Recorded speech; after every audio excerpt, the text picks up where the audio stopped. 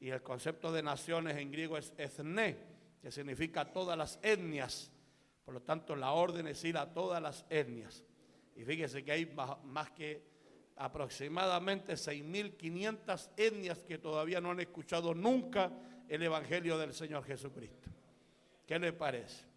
Y son millones, por lo menos 13.000 millones de personas que todavía no escuchan nunca el Evangelio del Señor.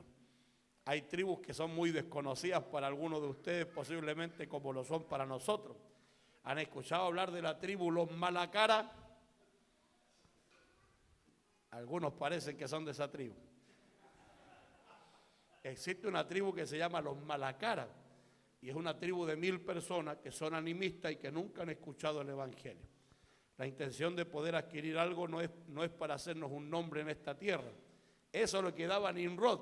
Nimrod quiso levantar algo para hacerse un nombre, ¿cierto? Y olvidarse de Dios. La intención que tenemos es poder seguir avanzando con el Evangelio y que el reino corra y Dios sea glorificado en todas las naciones. Amén. Y salir de la nación para poder llevar el Evangelio a lugares donde todavía no se escucha el Evangelio. Y con esto usted tiene que tener una noción clara también de que el reino necesita expandirse todavía mucho más. Aquí en Chile el Evangelio está más que predicado. Por eso se hace cada vez más difícil anunciar y que la gente caiga a las plantas de Cristo. ¿Por qué? Porque en cada casa hay un descarriado, alguien que ya conoce el Evangelio, que fue a la escuela dominical cuando era pequeño. Y el Evangelio es más difícil de transmitirlo porque ellos ya lo conocen. Muchas personas han tenido incluso experiencias con Dios y no vienen a los pies de Cristo, porque para ellos ya todo eso se ha vuelto una religión. Pero las posibilidades que existen en otros lugares no alcanzados y no tan lejos, fíjese, uno a veces piensa en irse de inmediato a Irak, Afganistán, Turquía, y no es tan necesario irse tan lejos. Aquí en Perú, por ejemplo, aquí un poquito más hacia el norte de nuestro país, hay algunas tribus que todavía no conocen al Señor, no han escuchado jamás del Evangelio, y la intención que tenemos no tiene que ver con hacernos un renombre, lo recalco, sino con poder tener un lugar estable para preparar personas, enviarlas también luego al campo misionero. Ya de hecho tenemos 2 personas preparándose en el campo misionero que posiblemente terminen un día yendo a abrir alguna obra o por lo menos a predicar en esos lugares. Amén. Así que usted esté orando y por eso mismo también le agradezco al Señor por la oportunidad que nos dan de poder estar aquí. Hemos estado estos meses y vamos a estar hasta abril recorriendo varias iglesias, predicando la palabra, dando seminarios bíblicos. Ayer estuvimos en la iglesia del pastor Eduardo Chamorro, 4 horas y media estudiando la palabra. ¿Cómo la ves? Y nadie se aburrió, eso fue bueno. O estaba con mucha oración o el seminario estuvo bueno. 4 horas y media, nos vinimos a las 11 de la noche y Dios fue bueno en bendecirnos. Amén. Hablamos de la cristología, pero hoy día vamos a hablar del reino de los cielos y precisamente es el tema que nuestro hermano Juan también me invitó a dar porque es el tema que abordo en este libro. Y para eso quiero invitarla a que se ponga de pie y vamos al Evangelio según Mateo, capítulo 4, vamos a leer el versículo 17. Evangelio según Mateo, capítulo 4, versículo 17. Mientras lo encuentra, se pone de pie, los que puedan hacerlo, con respeto y con reverencia ante el Señor. Búsquelo con calma. Si a alguno le cuesta encontrarlo y lleva tiempo en la iglesia, no le ayude. Déjelo que conozca su Biblia. Si alguno está al otro lado y es nuevo y no puede encontrarlo, a ese sí ayúdele. Ahora, si atrás o adelante suyo hay un antiguo que no tiene Biblia, dígale, cómprate una apretado. Bien, veo a algunos buscando todavía. Busque con calma. Evangelio según Mateo, capítulo 4, versículo 17. Alabado sea el Señor. Gloria a Dios. ¿Lo encontramos? Bien, le damos entonces lectura a la palabra de Dios como es lícito delante del Señor en el nombre de nuestro Dios que es Padre, Hijo y Espíritu Santo. Y la iglesia dice, dice así la palabra de Dios. Desde entonces comenzó Jesús a predicar y a decir, arrepentíos porque el reino de los cielos se ha acercado. Lo leo una vez más. Desde entonces comenzó Jesús a predicar y a decir, arrepentíos porque el reino de los cielos se ha acercado. Cerremos nuestros ojos, oramos al Señor. Padre, en el nombre de Jesús, te damos muchas gracias, Señor, por el privilegio que nos das de reunirnos en tu casa para poder alabar, bendecir y exaltar tu nombre. Elevar nuestras plegarias delante de ti, Señor, porque sabemos que siempre nos escuchas. Pero también te damos gracias en esta hora por abrir tu palabra, Señor, y poder darle lectura. Queremos rogarte que tú nos hables, nos enseñes, nos ministres, nos fortalezca, Dios mío, y nos des crecimiento para honra y gloria de tu nombre. Bendice a tu pueblo, Señor, para gloria y honra de tu nombre. Te lo pido, Señor, en el nombre de Jesús. Amén y amén. Démosle gloria a Dios bien fuerte. Amén, gloria a Dios. Gloria a Dios. Gloria sea a Dios. Alabado sea el Señor. Puede tomarse asiento mi hermano, mi hermana. Y que el Señor les bendiga grandemente. El reino de los cielos. Cuando nosotros vemos en porcentaje la vida ministerial de Jesús, normalmente las personas se enfocan en sus milagros, en sus proezas y en lo que él podía hacer portentosamente. De hecho, normalmente ese aspecto parece ser más atractivo para el ser humano que otros aspectos de su ministerio. Sin embargo, los expertos del Nuevo Testamento han entendido que si hay algo que resalta en la vida ministerial de Jesús, es su predicación, es el mensaje, es la palabra que él traía. Ahora, a pesar de que muchos también conocen esa realidad, muy poco nos hemos detenido a tratar de comprender cuál era el mensaje que Jesús vino a predicar. Porque si sabemos que el mensaje de Jesús es lo más preponderante, por lo menos en su ministerio, debiéramos por lo menos darnos a la tarea de tratar de entender qué era lo que él predicaba. Porque fíjense bien que después de su muerte y su resurrección hay un cambio en el mensaje. Él se vuelve el anunciado. Jesús se vuelve el centro de todo lo que se anuncia. Pero cuando Jesús anuncia, lógicamente no iba a hablar de él, a pesar de que en ciertas ocasiones anunció su muerte y también su resurrección. Según el texto que hemos leído, él vino a hablar del reino de los cielos. Fíjese bien. De hecho, cuando comienza a predicar, por eso aparece la partícula temporal ahí, entonces, ¿ven? Es decir, luego de haber concluido una etapa de su vida ministerial, comienza a predicar. Y cuando comienza a predicar, los manda a todos a arrepentirse. Pero tiene una razón que es expresada ahí, ¿cierto? Por la expresión porque. ¿Cuál es la razón que tenía? El reino de los cielos se ha acercado. Y esta expresión reino de los cielos aparece especialmente en Mateo en muchas ocasiones. Y particularmente aparecen las parábolas de Jesús. ¿Qué son las parábolas de Jesús? Las parábolas de Jesús son historias, son narrativas que son comunes a la cultura que la está escuchando. Todos conocen a qué se refiere la historia que Jesús les está contando. Sin embargo, en esas mismas historias y en esas mismas narrativas esconde los misterios de este reino, las profundidades del reino.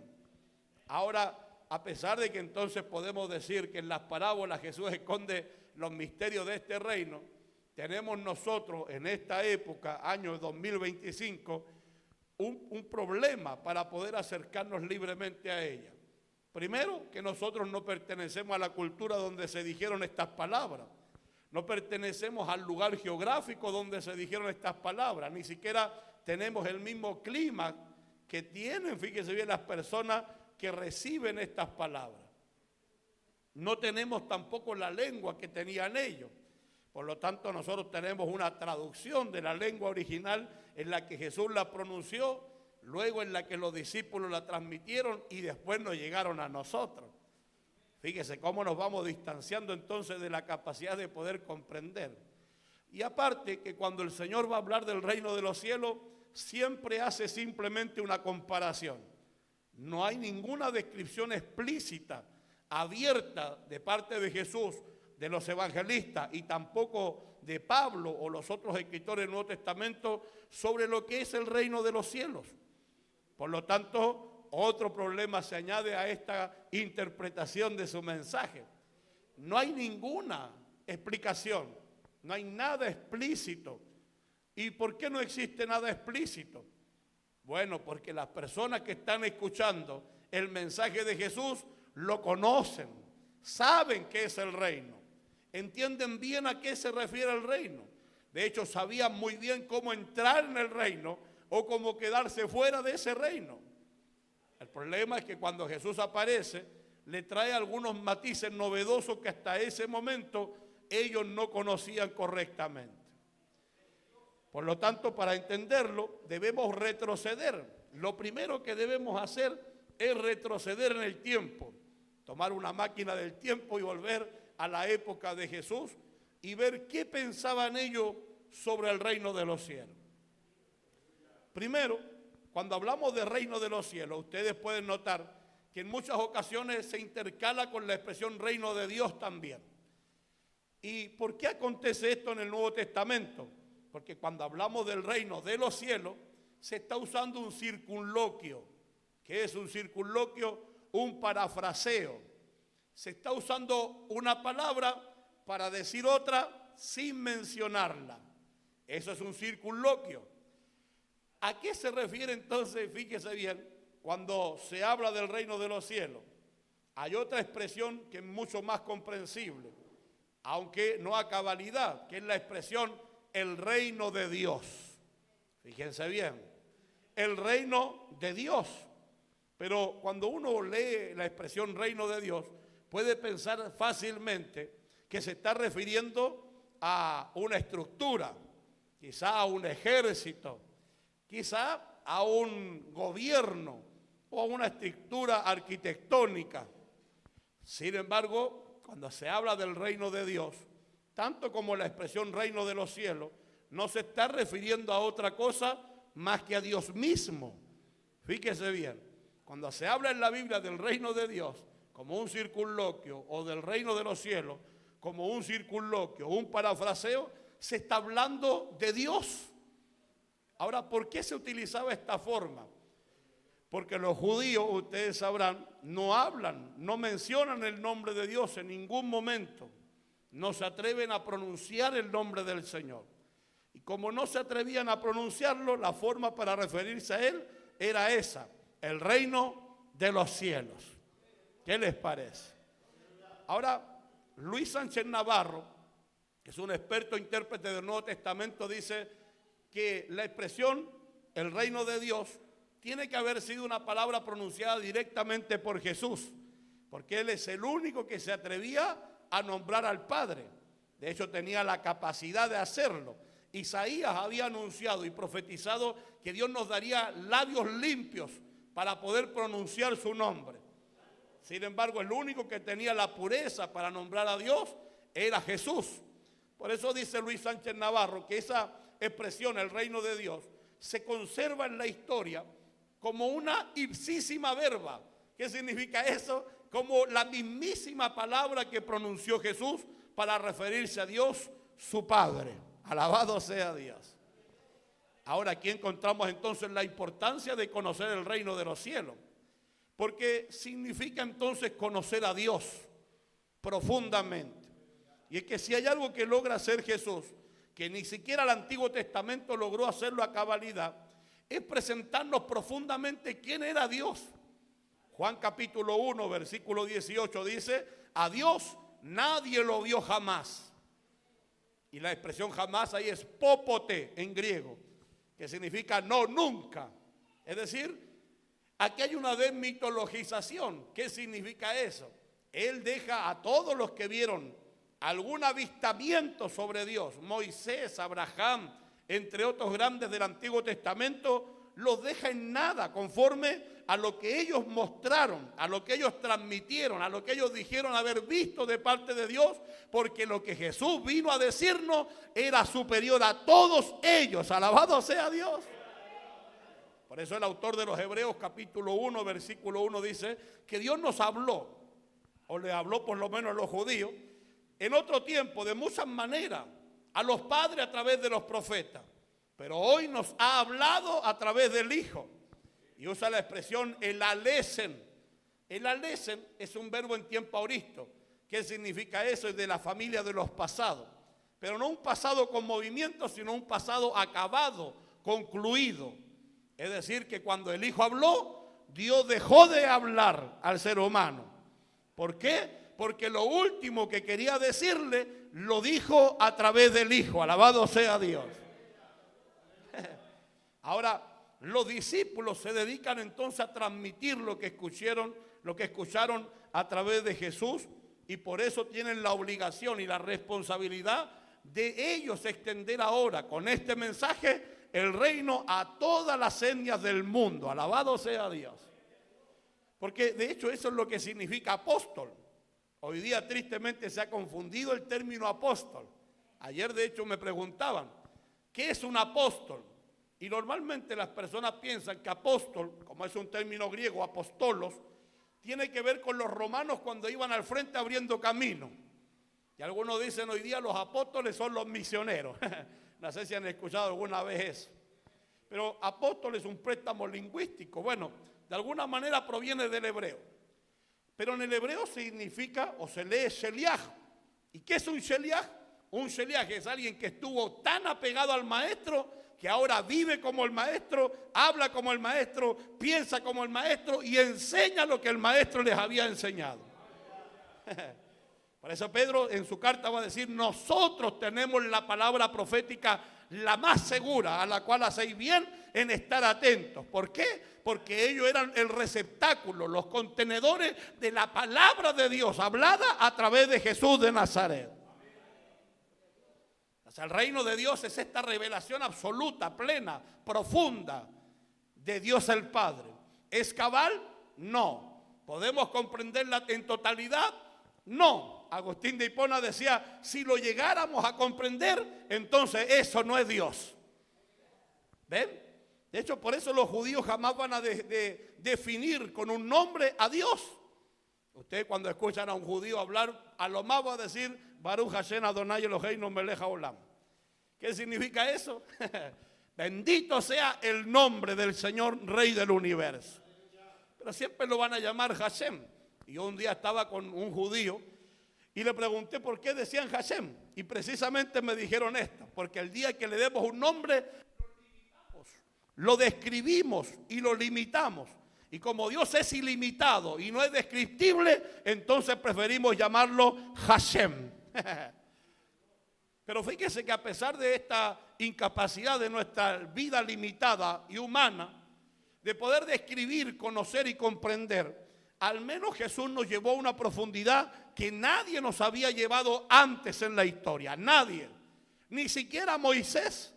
Ni siquiera Moisés, que fue el gran profeta y libertador de Israel en Egipto. Ni siquiera él tuvo la capacidad de llevarnos a esas profundidades. Por eso Juan va a decir, nadie lo vio jamás.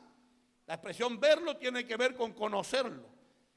Y fíjese lo que hace Juan. Juan cuando habla de Jesús, que es el que nos viene a presentar al Padre a profundidad, en el capítulo 1 del Evangelio de Juan, versículo 1, parte diciendo así, en el principio era la palabra estaba con Dios y la palabra era Dios. Ahora en el castellano yo no sé si lo tradujeron muy bien, pero esa expresión estaba con Dios, en griego se lee prostonseon. Y prostonseon en realidad está señalando la idea de estar cara a cara con Él. Él estaba hacia Dios. Esa es la idea. Estaba hacia Dios.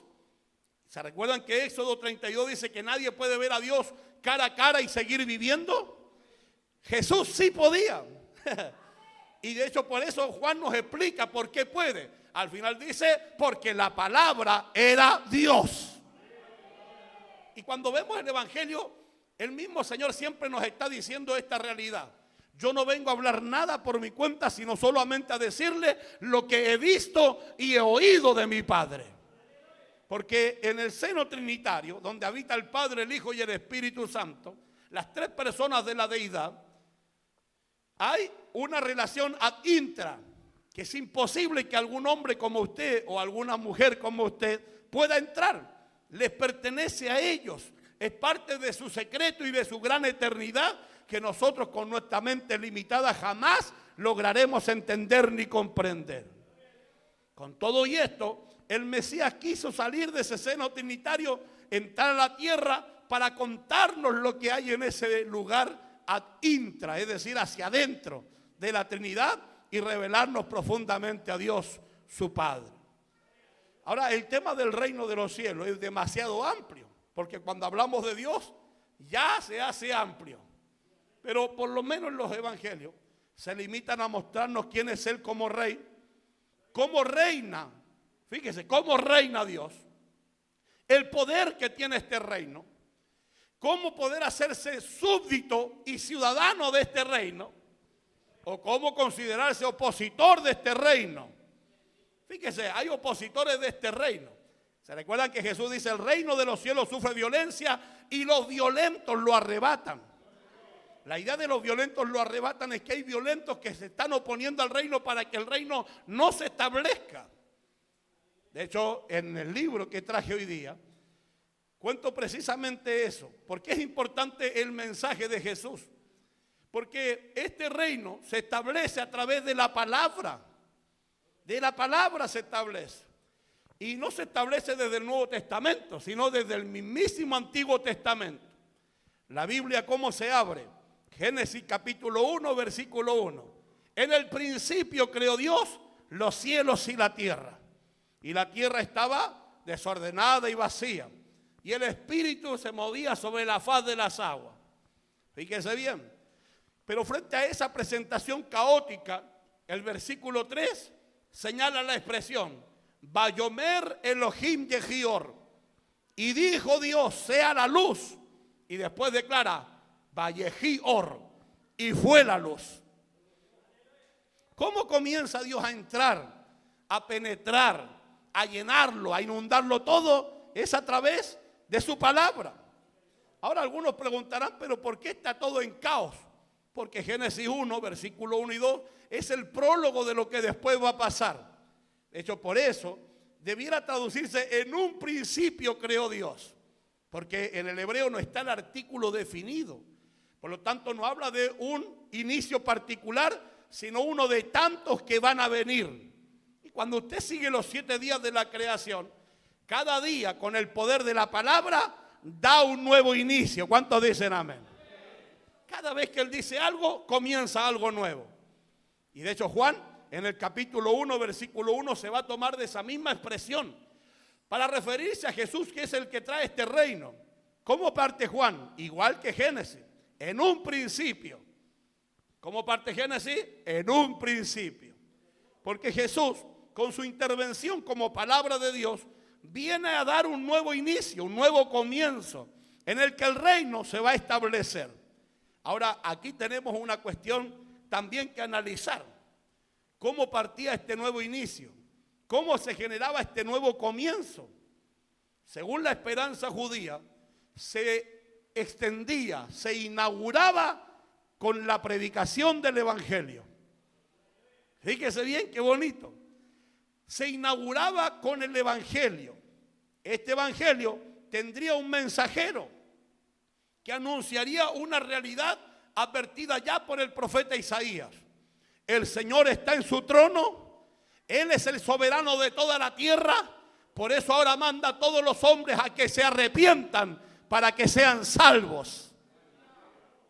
Esos son los anuncios de Isaías. También lo utiliza el salmista. Y que es precisamente la palabra que se traspasa del Antiguo Testamento con el concepto de evangelio hacia el Nuevo Testamento.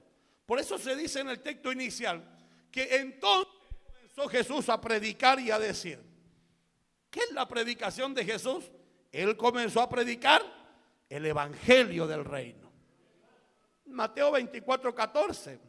Este es el anuncio que teníamos.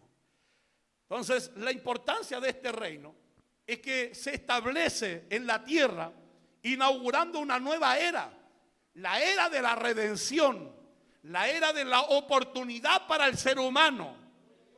que nunca antes había existido de esta manera, de tan fácil acceso y apropiación. Porque fíjese, si usted mira el Antiguo Testamento, muchos de ustedes ya estarían más que perdidos. Sí, porque si le cuesta venir a la iglesia, imagínense lo que tenían que hacer ahí. Tenían que guardar las fiestas, tenían que guardar las lunas, tenían que guardar los sacrificios, tenían que ofrecer becerros, tenían que ofrecer corderos, tenían que ofrecer harina, tenían que ofrecer, y días por día, y guardar los días. De aquí a acá se guarda así, de aquí a acá se guarda de esta otra manera. Los judíos, hermanos, tienen una infinidad de libros inacabables de cómo tenían que guardar cada mandamiento. No era llegar y decir, toca Pentecostés. No. Si Pentecostés venía 50 días después de la fiesta de las primicias, en esos 50 días ellos también guardaban otras normas. Por eso cuando Jesús aparece dice que los judíos ponen pesadas cargas que ni ellos mueven con un solo dedo. Pero todo eso lo tenían para adquirir la salvación porque era el medio establecido hasta ese momento. Sin embargo, el anuncio del reino que se establece con el mensaje de Jesús inaugura una nueva era en la que lo único que hay que hacer para entrar en este reino es arrepentirse, convertirse, creer que Jesús es el Señor, recibir la nueva vida, y solo así se puede ver y entrar en el reino de los cielos. Ahora, esta cuestión novedosa que trae Jesús no deja de lado los conceptos antiguos testamentarios, siguen estando presentes. Por eso vuelvo a retroceder. ¿Qué era el reino de los cielos para los oyentes del tiempo de Jesús? El reino de los cielos era el gobierno de Dios. Ahora, ¿cómo yo participaba en el Antiguo Testamento del reino de Dios? Fíjese, lo primero que había que hacer para entrar en el reino, presta atención a esto, era reconocer que el Dios de Israel era el único Dios y Señor de su vida. ¿Ven?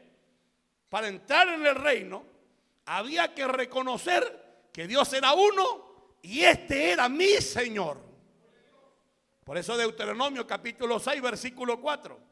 Shema Israel Adonai, Eloheinu Adonai Echad. Shema Israel, es una orden, escucha Israel. Y luego dice Adonai, nuestro Señor. Eloheinu Adonai Echad. El Señor nuestro Dios es uno. ¿Ve? Echad es uno solo. No tiene que ver con unidad compuesta como algunos lo proponen desde la Trinidad. No, es uno. Porque lo que quiere establecer en la cabeza del judío y también del creyente neotestamentario es que no hay otro Dios más que este. Y que ese Dios tiene que ser su Señor. A veces se usa el número Echad, ¿ve? Uno. Echad, Stain, Shalosh, Abba, Hamesh, son los números hebreos. Entonces, este es el uno. No hay más Dios que este. Y ese Dios debe ser tu Señor. Por eso fíjese los evangélicos lo que tenemos. ¿Por qué cree usted que cuando vamos a hacer que alguien entre en el reino le decimos, ¿crees que Jesús es el Señor? Porque ese es el primer paso. Se mantiene en el Nuevo Testamento ahora con el énfasis en Jesús. Romanos capítulo 10 versículo 9 y 10 dice que si confesares con tu boca que Jesús es el Señor. ¿Se fijan? ¿Cómo se entra en la salvación entonces? ¿Cómo comienzo a dar los primeros pasos en el reino? Reconociendo que Jesús es el Señor. Es el primer paso. Es el primero. Por eso es que los invitamos a las personas a reconocer esto. Y ahora fíjese aquí, hay un cambio y un vuelco entonces en el evangelio que predicamos. El problema es que en ocasiones el evangelio lo hemos distorsionado. Porque si Jesús viene a predicar el evangelio y este es el que abre la era del reino y de la salvación, tiene que incluir este reconocimiento en el que la gente acepte que Dios es el Señor. El problema es que hoy día, ¿qué predicamos? Ven que Dios te va a sanar. Ven que Dios te va a suplir. Ven que Dios te va a dar una casa, un auto, y parece más que estamos haciendo un réclame de Santa Isabel. Y salimos a la gente a ofrecerle cosas que a Dios no le importa ofrecerle. ¿Por qué?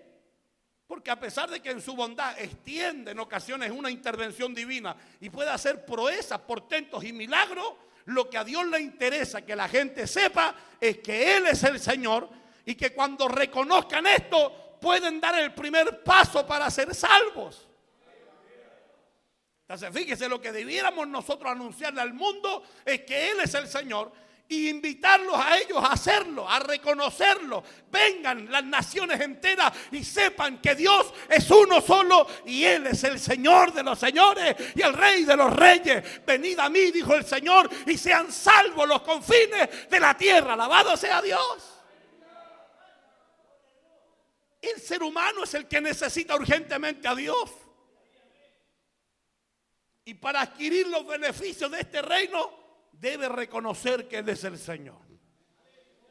Ahora Malaquías nos deja un desafío. Si yo soy el Señor, ¿dónde está mi honra?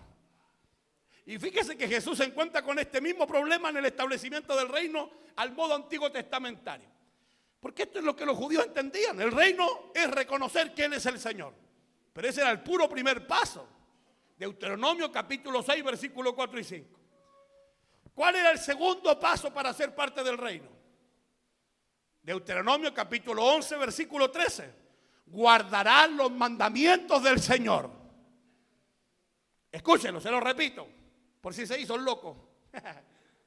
Si ya reconocí que es el Señor y que es el Señor de mi vida, es mi Dios, el segundo paso para entrar en el reino está en Deuteronomio 11, 13. Guardarán los mandamientos del Señor. Y fíjese que cuando usted lee Deuteronomio 6 y Deuteronomio 11, ambas enseñanzas, escucha Israel, el Señor tu Dios es uno solo, y guardarán los mandamientos, vienen acompañados de esta expresión: y lo amarás con todo tu corazón, con toda tu mente, con toda tu fuerza, con toda tu alma. Y parece que envuelven en amor el reconocimiento de señorío y la obediencia a su palabra. Y Jesús le hace esa crítica a los judíos de su época. Mateo capítulo 7, versículo 21. ¿Qué dice? Algunos se lo saben de memoria. No todo el que diga Señor, Señor, entrará en el reino de los cielos. ¿Se recuerdan? ¿Por qué Jesús le dice que no solo es decir Señor? Porque ese era el primer paso. Le faltaba el segundo. ¿Cuál era el segundo? Obedecer. Y fíjese lo que dice el versículo 23. Porque muchos vendrán en aquel día. Bueno, el 22. Muchos vendrán en aquel día diciendo: Señor, en tu nombre echamos fuera demonios, en tu nombre sanamos a los enfermos, en tu nombre lo hicimos. Y el Señor les declarará: sí, lo hicieron, pero apartados de mí, hacedores de maldad. ¿Por qué les critica no ser hacedores del bien? Porque reconocieron que Dios era el Señor, pero no obedecían sus mandamientos. Y al no tener estos dos elementos para entrar en el reino, se quedaron afuera. Por eso fíjese cómo concluye ese relato, con la parábola de los dos cimientos. Ahora, la parábola de los dos cimientos la he visto muy mal utilizada normalmente. ¿Cuáles son las parábolas de los dos cimientos? La de la casa. ¿Dónde está construyendo su casa? En la roca. Vamos a ver, pues. Porque fíjese, el Señor dice: construye tu casa sobre la roca, para que cuando vengan vientos, tempestades, no derriben tu casa. Porque si la construyes sobre la arena, vendrán vientos, tempestades y derribarán tu casa. Pero normalmente los sermones de esa época terminaban con advertencias escatológicas, es decir, con advertencias del fin de los días. Y aquí Jesús está terminando su sermón. Y esta parábola es una advertencia escatológica. ¿Qué les dice con esto? Que si solo se quedan en reconocer que Jesús o que Dios es el Señor, pero no viven conforme a sus mandamientos, no entrarán en el reino de los cielos. Que se caiga la casa no es que usted tenga problemas. Porque algunos dicen: mira, si está sobre la roca van a venir los problemas, las luces, y va a estar de pie. No, puede que no. Puede que usted esté alineado a la voluntad de Dios y se muera, lo maten mañana mismo. Si no, pregúntenle a Lázaro.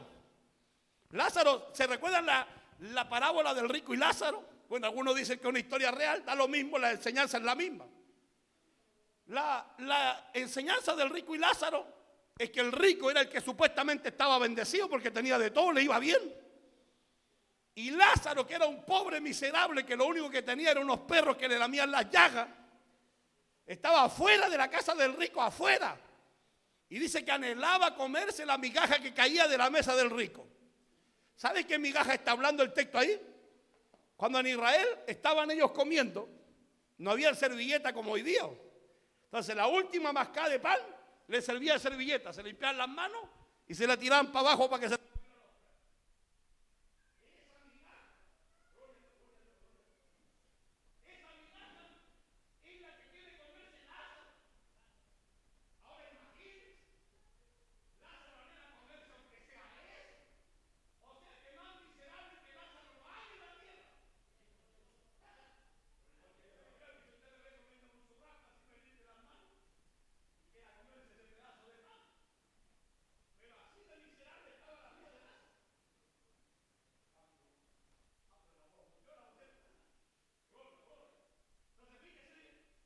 Ahora sí, ahora sí, ahora sí, ahora sí.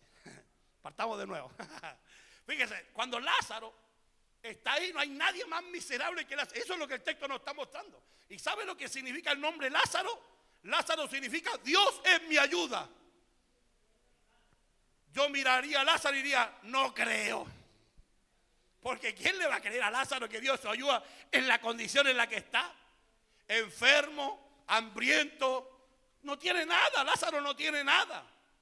Ahora cuando los dos mueren, el rico va a parar al infierno. Abre los ojos y está atormentado por la llama. Pero cuando abre los ojos Lázaro, Abraham lo recibe en su regazo. El seno de Abraham, es decir, Abraham lo abraza y lo contabiliza con los hombres de fe. Alabado sea Dios. Porque el más rico no era el que estaba en la mesa, sino el que tenía a Dios como su Señor y obedecía sus mandamientos. Alabado sea Dios. El verdadero pobre era el rico que estaba en la mesa. Alabado sea Dios. Y Dios consideró a este, porque lo único que tenía Lázaro era a Dios como su Señor. Y entonces contado con los hombres de fe. Por eso fíjese bien que el reino no tiene nada que ver con esta cuestión. Si tienes problemas, Dios te va a ayudar. No, los grandes hombres del Señor también viven. Y los seres humanos que somos creyentes también vivimos conflictos. ¿A usted cree que no tenemos problemas? Bueno, que aquí está la paradoja de la vida. Hace pocos meses, hace como 2 meses atrás fue, hermano Cristian, más o menos, llegó una mujer con cáncer por dentro, así, pero ya en grado terminal. Nos mostró la radiografía, ¿cierto, hermano Cristian? Los papeles, ya me voy a morir de aquí a unos meses, nos dijo. Ya voy a morir, miren, y nos mostró, y todo podrido por dentro con cáncer ramificado. Y más encima por el ano hacia arriba le había subido, entonces no le podían hacer nada. Y entonces fuimos y le dijimos 2 cosas. ¿Cree que Jesús es el Señor? Porque para que el reino actúe, tiene que haber un reconocimiento. Segundo, ¿está dispuesta a vivir para el Señor y obedecer sus mandamientos? Amén. Entonces vamos a hacer la oración. Cuando recibe a Cristo, a la semana me llama y me dice, pastor, vengo del médico, no hay cáncer, se fue, desapareció, Dios lo hizo, alabado sea Dios, porque cuando el reino da una orden, alabado sea Dios, ciertamente puede acontecer algo extraordinario, alabado sea Dios, porque el rey es soberano, Él es el jefe, Él es el líder, Él es el amo, alabado sea Dios. Ahí anda contenta, hermano, imagínense, después trajo a toda su casa a la iglesia. Falta una orden del rey y todo cambia, alabado sea Dios. Pero eso no quiere decir que vaya a cambiar siempre. Puede que Dios nos tenga ahí. Lea nomás Hebreos capítulo 11. Hay 2 clases de personas, los que viven en la gloria por la fe y los que viven atormentados por la fe. Pero eso le corresponde al rey. La parábola, ¿en qué se enfoca? La parábola se enfoca en lo siguiente. En que quienes guardan, el mismo Señor lo dice, quienes guardan mi palabra. Ahora guardar no quiere decir que se lleve la Biblia y la esconda en el mueble, por hermano. Guardar es la metáfora de aplicarla, obedecerla, hacerle caso a la palabra. ¿No se ha preguntado usted por qué tiene tantos problemas? ¿Por qué el diablo lo atormenta tanto? ¿Por qué le va tan mal? Porque usted ha dado el puro primer paso nomás. No, si Él es mi Señor, la Biblia dice que los demonios creen y tiemblan.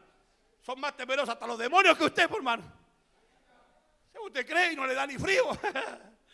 Si creemos, obedecemos. Y fíjese, el Señor advierte entonces que los que crean que Él es el Señor, pero no obedezcan, su casa va a caer. Y como es una advertencia para el final de los tiempos, no nos está diciendo que vamos a tener problemas, sino que vamos a ser condenados en el juicio final. En el juicio final. Ahora, ¿qué significa quedar de pie? Precisamente lo contrario, que en el juicio no vamos a ser condenados, porque somos ciudadanos del reino y pertenecemos a Él. Ahora, este reino, ¿cómo se establece? Y aquí la temática interesante del evangelio. Por eso usted nunca deje de predicar el evangelio de todas formas, de todas partes, hacia todas partes y en todos los tiempos posibles. Porque esta nueva era del reino se abría, según Isaías y el Salmo, con el anuncio del evangelio. Era el evangelio el que iba a inaugurar esta nueva era. Y precisamente eso es lo que hizo Jesús de Nazaret con su mensaje. Por eso aparece la expresión entonces.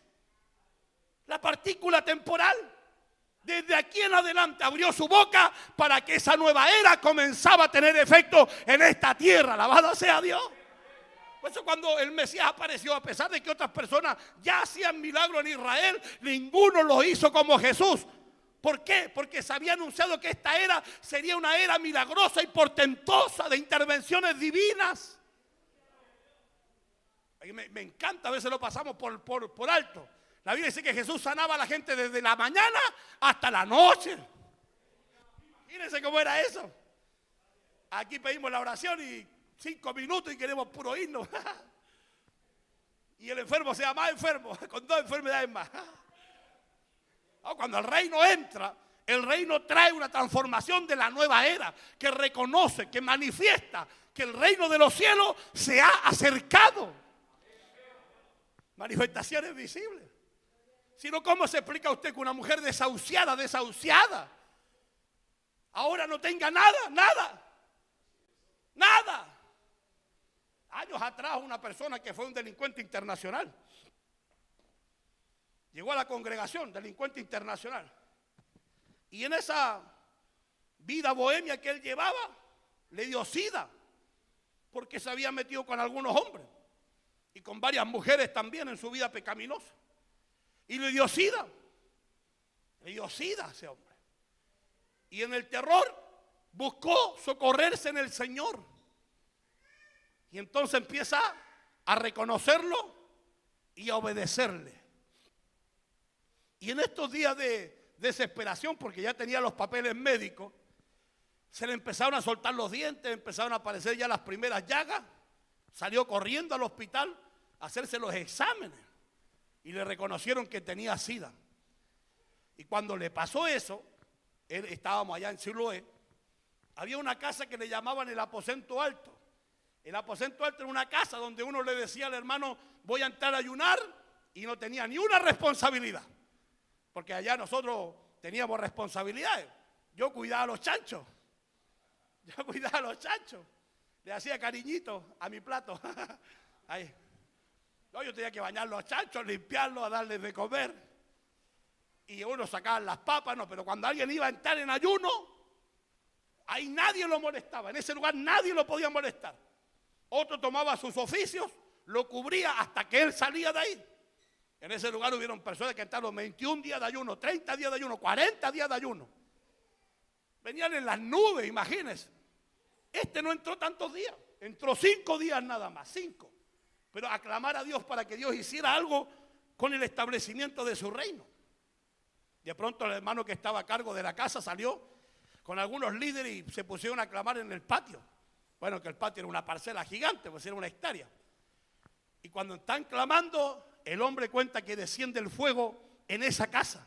Y dice que empieza a sentir que lo queman por dentro, que algo arde en su interior. Y él empieza a suplicar a Dios que Dios lo sane, que dé una palabra con su bendito reino para que esa realidad cambie. Cuando termina la oración y el hombre sale sintiendo que se quema por dentro, lo mandan encargado a verse al hospital de nuevo y hacerse los exámenes. Y cuando le van a entregar los exámenes, le dicen: no, usted no es el que vino en la primera vez. Manden al que vino, porque ese estaba con SIDA y usted no tiene SIDA. Alabado sea Dios. Y él dijo: no, yo soy ese, solo que el reino intervino en mi vida una vez más y ahora estoy sano para la gloria de Dios. Alabado sea Dios. Alabado sea Dios. Hace poquito fuimos, hace una semana atrás, con el querido hermano Juan Arce. Usted ya lo conocerá. Bueno, lo conocieron enano, está más grande que yo. Una persona nos dijeron: vamos a ir a despedirnos para que se muera tranquilo. Van a ir a despedirnos para que se muera, imagínense. Prácticamente nos llevaron para ponerle la santa unción. Que es la que ponen los católicos ahí para que ya, allá te voy. Y nosotros dijimos: ¿cómo? Mientras haya vida, el reino proclama vida. ¿Cuántos dicen amén? Oye, ahí estaba re mal porque le faltaba un riñón y el otro lo tenía sangrando. ¿Qué esperanza hay para eso, hermano? Y fuimos a orar y le rogamos al Señor que estableciera su reino. Y entre medio de que estaba ahí, porque a pesar de que su cuerpo está ahí medio anestesiado, el alma está atenta. Si el alma está consciente, y le hablamos al alma, reprendimos la muerte. Y los que estaban esperando que se muriera, ahí andan todos contentos, porque el hombre no se ha muerto, está vivo. Alabado sea Dios, porque vida es lo que trae el reino cuando se establece. ¿Cuántos dicen amén? Amén, amén, amén al Señor. Dios está vivo y su reino está presente. La era de la salvación y de la intervención divina ha comenzado con el poder del evangelio que anunciamos. ¡Qué extraordinario! Eso usted nunca menosprecie la palabra. A algunos les aburre la palabra. No, te doy otra nomás. Y cuando prestamos atención a la palabra, entonces cumplimos el segundo paso. Por eso, si usted quiere ver una vida más placentera y más plena en el reino, obedezca la palabra. Algunos pueden decir: pero es que yo no entiendo mucho la palabra. Hermano, si no es tan complicada, léala. Algunos no la trajeron ni para la iglesia. No la traen ni para la iglesia. Quieren hasta que se la lean. Hoy día, hermano, hay para, fíjese, hasta para los flojos. Hay Biblias en audio. Usted le pone play nomás y se la leen. O sea que acceder a la palabra para establecer el reino es accesible hoy día. Pero fíjese bien que el reino no queda ahí. Esta es la nueva era que se inicia con la palabra. ¿Cuál es el problema? Mateo en el capítulo 3 agrupa 7 parábolas. Y estas parábolas tienen un mensaje. Están agrupadas por Mateo ahí. Jesús nos las dijo así, una tras otra. Mateo las agrupó para transmitirnos una enseñanza. De hecho, eso es lo que está en el libro. ¿Cuál es la enseñanza de Mateo? Lo que les acabo de decir. Que hay que reconocer que el Señor es el primer paso. Pero que el reino inicia esta nueva era con el evangelio predicado. Por eso la primera parábola que aparece en Mateo capítulo 3 es la del sembrador. Aunque yo no le llamaría la del sembrador porque nunca se enfoca en el sembrador, sino en la semilla. ¿Se han dado cuenta? Y dice que una semilla cae ¿dónde? Entre las piedras. Otro entre los espinos. Otro en el camino. Y todas esas espinas son ustedes. Las piedras son ustedes, las espinas son ustedes, el camino son ustedes. Fíjense bien. Los del camino son los que oyen la palabra. El mismo Señor se los explica. O sea, más fácil es echarle agua. Porque el Señor se los explica. Porque también los discípulos digan, ¿qué significa? Y Jesús se los explica. La semilla que cayó en el camino son los que escuchan la palabra. Y después de un rato viene el diablo y se la roba. Ve como usted, porque aquí usted está en llama, gloria, así, mi alma te alaba. Y después, ¿qué dijo el pastor?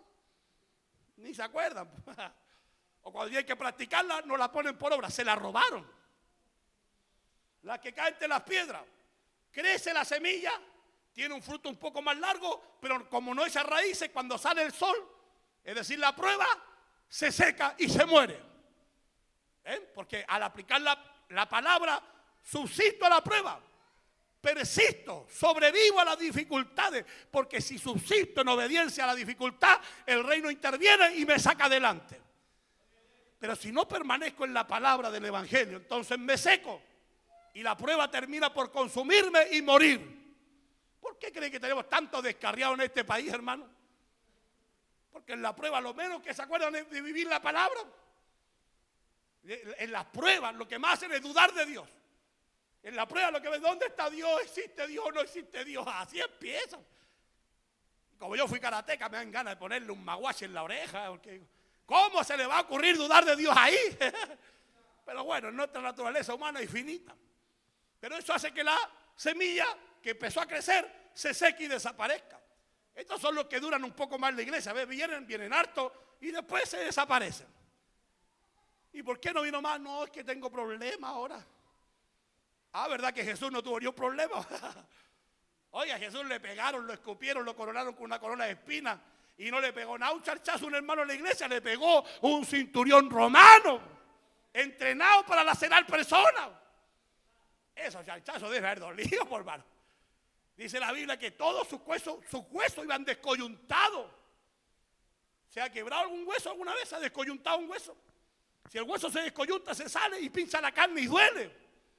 Todos los huesos del Mesías han descoyuntado de tanta paliza que le dieron. Y a usted no le han pisado ni un callo y ya está todo triste. Si esto es de valiente, pues esto no es para gallina, esto no es para cobarde. Y fíjese bien, se seca. ¿Cuál es la de las espinas? Las que vienen las angustias o los afanes del mundo. Miren los afanes del mundo.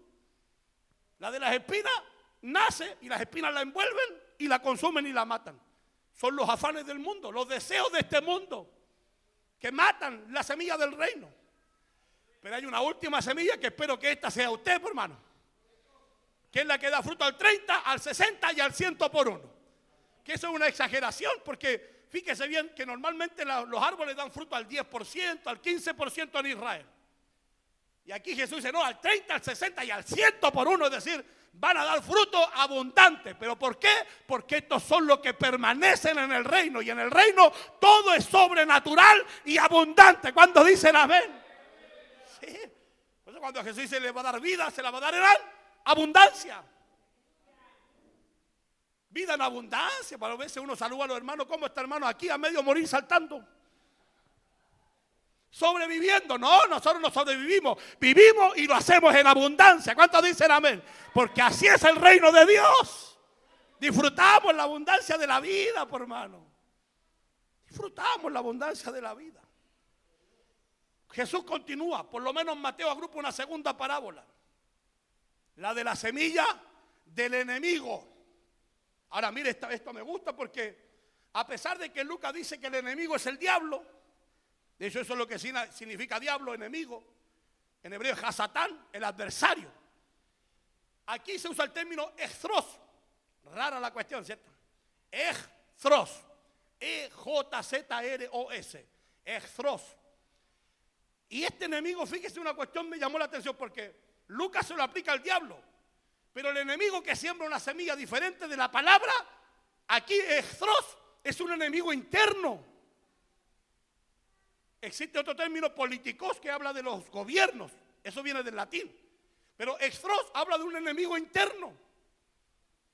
Y fíjese, ese mismo enemigo interno estuvo en el Génesis. ¿Se recuerda cuando la serpiente está hablando con la mujer? Con Eva. La serpiente habla con Eva. Y hace que en su interior se genere una palabra diferente a la que Dios le había dicho. El reino le había dado una palabra, no comerá del fruto. No debes hacer esto. Y la serpiente que le dijo, no, si Dios sabe que no van a morir. Porque esa es la mentira del diablo, sobre todo hoy día. No, si no es para tanto, si Dios te ama igual. No, si usted no se arrepiente y se convierte, se va a ir al infierno y Dios lo va a condenar. No, pues si Dios me ama con mi pecado, no lo ama con su pecado. Lo aborrece a usted y aborrece su pecado. Por eso Dios nos da la salida. Por eso nos manda el evangelio, esta nueva era, en la que se proclama su señorío para que nosotros entremos a ser ciudadanos de él.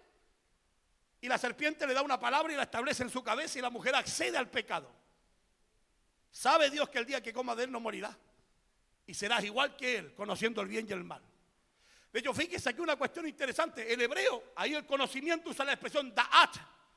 Da'at, que significa precisamente eso. El conocimiento de la inmoralidad.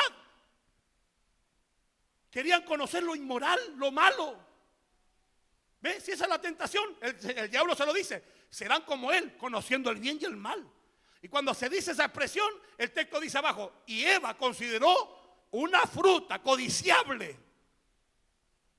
¿Qué es lo que codiciaron? Conocer el pecado, el mal. Por eso a mí me incomoda un poco cuando los hermanos dicen, prefiero que mi hijo conozca el mundo para que sepa lo malo. Pues eso es el pecado. Eso es lo que condena al hombre, lo que lo lleva al infierno y lo aparta de Dios y de su reino. Y ahí el Señor usa el extros, esas palabras internas. Porque si hay algo que debemos vencer, ni siquiera en la palabra de Satanás. Satanás cuando hable lo manda a callar en el nombre de Jesús y tiene que callarse. Pero la que cuesta hacer callar es la de nosotros, la que contiene contra Dios. Contiende contra el Señor. Dios le dice no y usted dice sí. Dios le dice no, quizá no es tan malo. No, a lo mejor.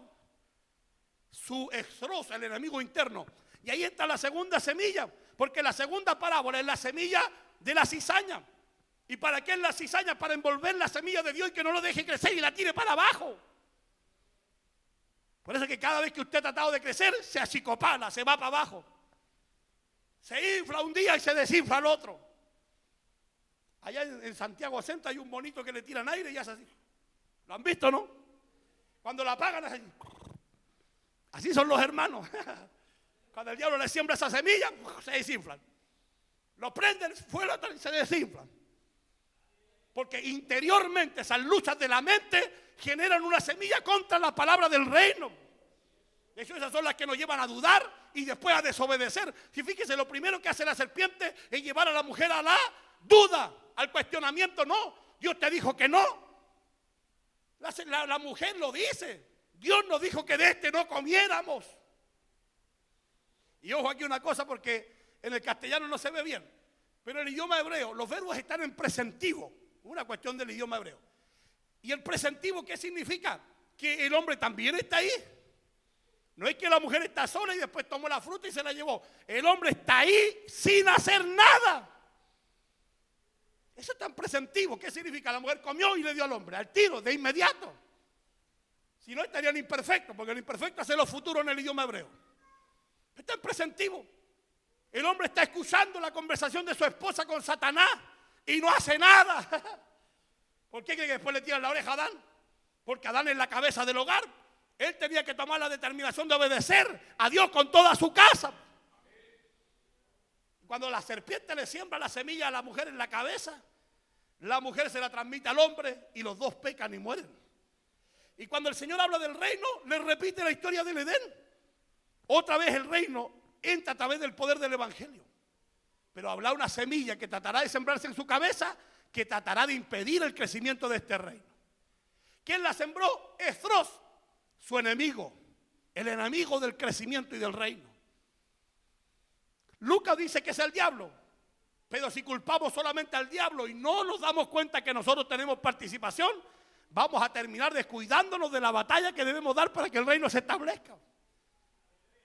Ahora fíjense bien, ya estoy casi terminando porque no me queda mucho tiempo. Después de eso Mateo, va a contarnos dos parábolas. Mire estas me gustan. Una es de un tesoro que encuentra un hombre que después va y vende todo para comprar el campo donde estaba el tesoro y apropiarse de él.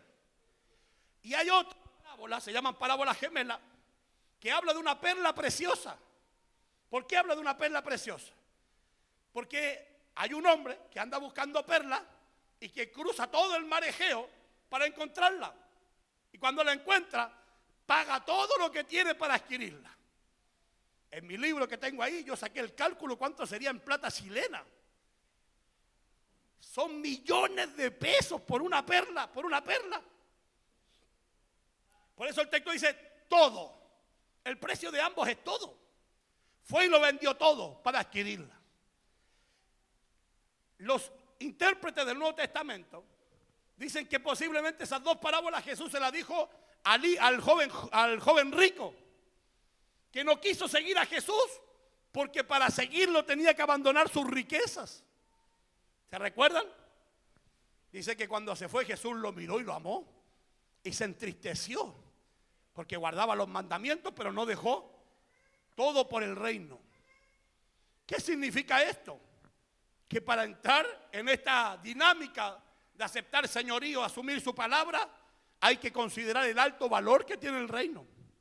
Si para usted el reino no vale nada, nunca va a dar ni el primero ni el segundo paso para entrar. Por eso Jesús dice que si no nacen, no podrán ver ni entrar en el reino de los cielos. Juan capítulo 3, versículo 3 y el versículo 5. Y esa expresión si no es una cláusula. Y es que hay que valorar que el reino es más importante que todo en esta bendita tierra para entrar. ¿Es para usted el reino lo más valioso? Ve, aleluya, gloria a Dios, pero ni un amén. Porque no es para usted lo más valioso. Si para usted fuera lo más valioso, usted dejaría todo por adquirir este reino. Todo por adquirirlo. Si este es el precio del reino, Lucas 9:23, si alguno quiere venir en pos de mí, niéguese a sí mismo, tome su cruz cada día y luego sígame. La palabra niéguese en griego se lee arnesazo, y arnesazo significa entrégueme a mí los derechos de su vida. ¿Cómo la ve? ¿Está dispuesto a entregarle los derechos a Dios para que haga con usted como a él bien le plazca? Ve, ni un amén, ni un aleluya, ni un gloria a Dios. Ahora ya no está yo ni aleluya. Vamos bajando el rating. Porque en ocasiones entregarle la vida al reino es llamado a negación. Como yo tengo un proyecto, tengo mis castillos ya construidos, ¿cómo voy a seguir al Señor? Eso le pasó al rico. El rico tenía su castillo construido. ¿Por qué dice el texto? Lo explica. Porque tenía muchas riquezas. Y eso que tenía, que Dios lo llamó a dejarlo, fue el impedimento para considerar más valioso el reino que lo que tenía. ¿Sabe cuántas personas caminan en este mundo sin abandonar nada? Y quieren caminar con Dios y con lo que Dios les dice que no. Y ese es el gran problema de la tierra, pues, hermano. ¿Qué le dijo a la mujer? No comerás de este. Hermano, mire, escúcheme una cosa. Era un puro árbol y un puro fruto del que no podían comer. Tenían todo el paraíso lleno de árboles, duraznos, plátanos, sandías, melones. No se fueron a comer ese. Eso es el pecado. Si el pecado, hermano, y fíjese qué lindo, porque Dios ni siquiera dijo qué fruta era. El apócrifo de Moisés dice que era una manzana. Nadie sabe si era una manzana o una pera. Capaz que era un durazno plátano que me gustan más, no sé. Pero fíjese bien, con todo y eso el tema no va por ese lado, no es el fruto, es la orden del reino. Se rechaza, no tiene valor para ello. Por eso las dos parábolas gemelas del tesoro. Para acceder a esto y empezar a reconocer señorío y aceptar su palabra, hay que entender que esto es lo más valioso que hay. Si yo no entiendo eso, jamás daré el primer paso. A lo más quedaré rezagado a los miserables que vinieron a pedir ayuda a Dios. A lo más voy a quedar rezagado a eso, porque la mayoría de los que llegan a la iglesia llegan como miserables a pedir ayuda a Dios, eso es todo. Y Dios los ayuda y se van. Se olvidan de Dios. ¿O no se recuerdan cuando Él dejó de multiplicar los panes y los peces? Y la gente que hizo se fue. Porque iban por los panes y por los peces, iban por el milagro, iban por la intervención de Dios, pero no por Dios. El reino es Dios y el que quiera a Dios debe dejarlo todo. Es el precio, pero ese precio lo vale porque esto es lo más valioso de la vida humana. Es lo más valioso. Negarme a mí. Sí, pues, a vos y qué tanto. Fíjese bien. Luego de esto vienen entonces dos parábolas gemelas más. Se le llama gemela porque van juntitas. La parábola de la semilla de mostaza y la de... ¿Cuál sigue? La levadura, que la echan en la masa. Y fíjese que las dos tienen el mismo tamaño. El mismo tamaño, la levadura Y las semillas son lo más pequeño que había en ese sector. Y el Señor dice esto, que cuando alguien asume la responsabilidad y el valor del reino, esa semilla se siembra. Y se siembra partiendo de algo pequeño.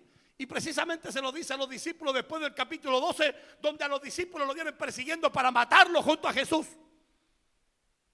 Y Jesús entonces les cuenta esta parábola, para que todos aquellos que acepten la palabra del reino y reconozcan su señorío, venzan la tentación y venzan la semilla negativa que se quiere sembrar y crezca el trigo. Sepan que no hay nada más valioso que eso, pero que además enfrenten la persecución. ¿Por qué? Porque el Señor con estas parábolas le dice dos cosas que son las que más me agradan. El reino parte con algo pequeño. Fíjese esto, el reino parte con algo pequeño, pero se expande de tal manera, dice, en la semilla de mostaza, que cuando crece se hace la mayor de todas las hortalizas y las aves del cielo vienen a hacer nidos en ella.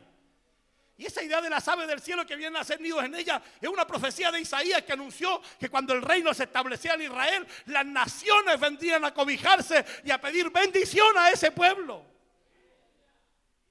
Es decir, que si ustedes asumen el reino, esto que hoy día es pequeño puede crecer de tal manera que las naciones vengan a albergarse en ustedes. Eso lo había profetizado Génesis 9:27. Los de Sem morarán en las tiendas de Cam. Perdón, en las tiendas de... Los de Jafet morarían en las tiendas de Sem y serían benditos del Señor. La siguiente es más extraordinaria todavía porque se señala en un ambiente culinario. Está en la cocina una mujer preparando más de 20 kilos de harina ella sola. Y le echan un puro grano de levadura. Y ¿ustedes saben cómo trabaja la levadura? Pues el Señor también lo usa negativamente, Pablo también. Un poco de levadura leuda toda la masa. Usted le echa un grano de levadura a la masa, la deja en un ambiente húmedo y la masa empieza a crecer. Ahora con un poquito así usted se hace una marraqueta. Ahí está el hermano Juan, sabrá más que yo. Imagínese con 20 kilos. Con 20 kilos le echa una levadura. Crece el manso pan, aquí todo esto un pan. ¿Y por qué el Señor hace eso? Porque está usando una hipérbole, una exageración para contar que a pesar de que el reino está partiendo de manera pequeña, tarde que temprano crecerá y las naciones se darán cuenta de aquello. Porque será tan extraordinario que todos lo mirarán y vendrán a cobijarse bajo este reino. Y eso pasó, por eso hoy día hay creyentes en todas partes del mundo, en China, en Japón, en Australia, Alemania, en todas partes, gente cobijándose en este reino que partió pequeño en las calles de Jerusalén, pero que hoy se ha extendido a gran parte de este mundo. Las palabras de Jesús se hicieron reales. Por lo tanto, somos más responsables de la última parábola. ¿Cuál es la última parábola? La de la red. La red, que cuenta que el Señor da una orden a los ángeles. Y si son los ángeles y no los predicadores, es porque este es el tiempo del juicio. La última parábola que agrupa Mateo es una parábola de juicio, en la que los peces buenos, y mire, escuche esto, los peces buenos, ahí la palabra bueno, habla de peces conforme a la palabra. Son peces autorizados por la ley, porque los judíos no podían comer otra comida que no fuera kosher. Kosher son comidas permitidas por la palabra de Dios. Estos peces buenos son peces conforme a la palabra. Es decir, que son peces que han aceptado el reino. Han recibido la semilla, han enfrentado la lucha, le han dado su valor, han crecido junto con él y ahora están dispuestos a ser recogidos por el Señor. Porque el mismo Señor dice que cuando venga el Señor y manda a los ángeles, vendrá con la red, recogerá toda clase de peces, buenos y malos. Porque aquí hay buenos y malos. ¿Cuántos dicen amén? En la iglesia siempre hay buenos y malos. Convertidos, no convertidos, prosélitos, simpatizantes, unos que les gusta, otros que no les gusta, unos que no están obligados, otros que no quieren venir, otros que vinieron por si acaso. Aquí hay de todo, de todo, de todo. Y llega de todo y bienvenidos sean. Todos pueden venir a excusar el reino de los cielos. Pero fíjense bien que al final los que se salvaban eran los que habían aceptado el reino, reconocido el señorío de Jesús y obedecido sus mandamientos. Y los que no, dice que son arrojados al horno de fuego. Se van a cocinar. Se cocieron, literalmente se cocieron. Ya no hay más alternativa. Samuel Peremillo dice que esta es la era de la salvación de Dios. Estamos en una era diferente, en la que Dios es proclamado como Señor del cielo y también de la tierra. Reina como soberano y ha invitado a todos los hombres en todo lugar y en todo tiempo a que se arrepientan, porque ha establecido un día en que juzgará a los vivos y también a los muertos en la venida de su Hijo. Y entonces se consuma el reino. Y Jesús termina con una parábola interna con los discípulos, diciendo, porque así es el reino de los cielos. Como un escriba que saca cosas viejas y también nuevas de su baúl. Esta es la revelación del reino, de su misterio y de su poder. Por eso hablar del reino es hablar de su mensaje y de esta nueva era, que nosotros no nos hemos dado cuenta, pero somos parte de ella. Y si aprendiéramos a conocerla y a reconocerla, viviríamos, como dice Hebreos capítulo 6, versículo 5, experimentando los poderes del siglo venidero. Que el reino de los cielos se establezca en nuestros corazones. Que Dios gobierne como Señor de nuestras vidas. Y que nos ayude su Espíritu Santo a obedecer su palabra, para que en el día del juicio, en ese momento, seamos hallados como quienes hemos considerado que su reino es lo más valioso que hay, y experimentemos su extensión y su expansión. Póngase de pie, mi hermano, vamos a orar al Señor. Si quiere conocer más del reino, levemente, lógicamente no pudimos hacerlo todo en un solo libro. Adquiera el libro y así estará apoyando también para expandir el reino. Queremos llegar a lugares no alcanzados, a lugares donde el evangelio no está llegando.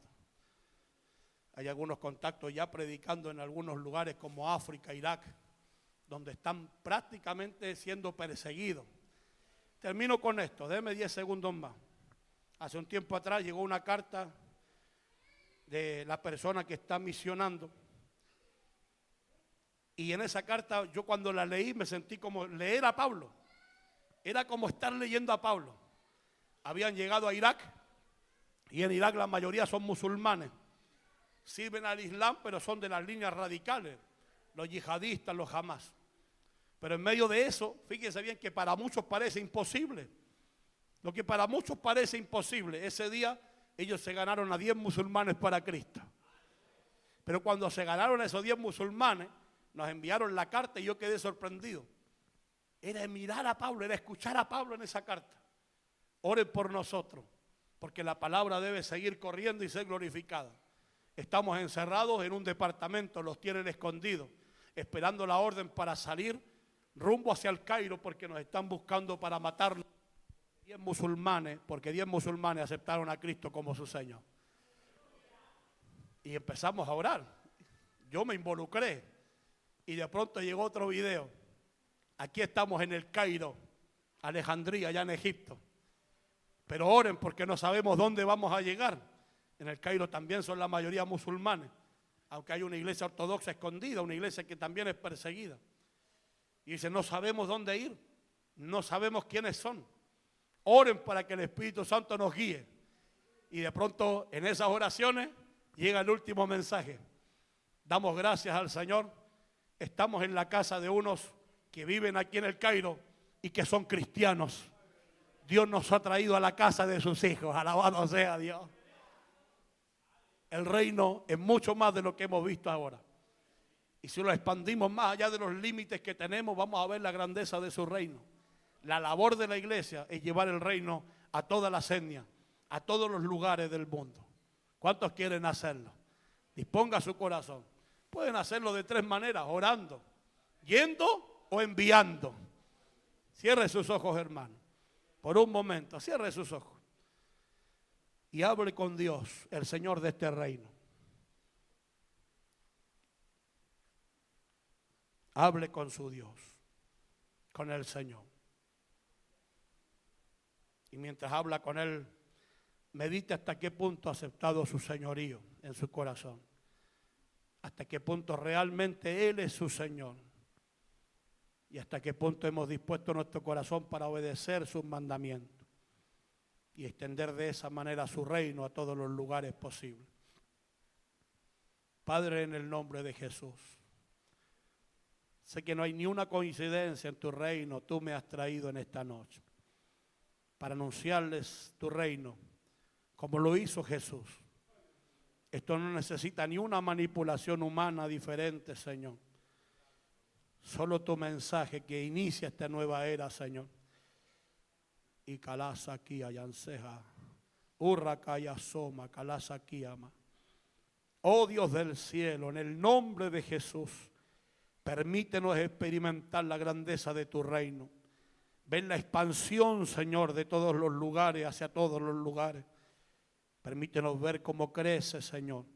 Primero en nuestros corazones, luego en nuestra comuna, en nuestra ciudad, en nuestro país y hasta lo último de la tierra, Señor. Muéstranos lo que eres capaz de hacer con nosotros, Señor. Quienes hemos creído que tú eres nuestro Señor y hemos dispuesto nuestras vidas a obedecer tu llamado, Señor, y obedecer tus mandamientos para ver la potencia de tu reino activarse en esta era presente, Señor. Yo te ruego, Dios, que si alguien, Dios del cielo, aún no ha dado ese paso, trata con su vida, con su corazón, que el evangelio no quede inerte, que igual como le anunciaste a tus discípulos, Señor, comience a dar un crecimiento tan gigantesco que la gente venga a cobijarse y vea cómo tú has bendecido esa vida, Señor. Muéstrale a esta iglesia, muéstrame a mí, Señor, el poder de tu reino. Revélanos las profundidades de estos misterios de tu reino y déjanos participar del poder activo y presente. Que se haga visible una vez más tu reino, que se manifieste tu reino en poder y gloria, Señor. Sana enfermos, liberta cautivos, rompe toda cadena, Señor. Echa fuera demonios, oh Dios del cielo. Y por sobre toda cosa, salva al ser humano perdido para alabanza y gloria de tu nombre. Te lo pido, Señor, en el nombre de Jesús. Amén, Señor. Y amén. Démosle glorias al Señor. Amén. Gloria a Dios.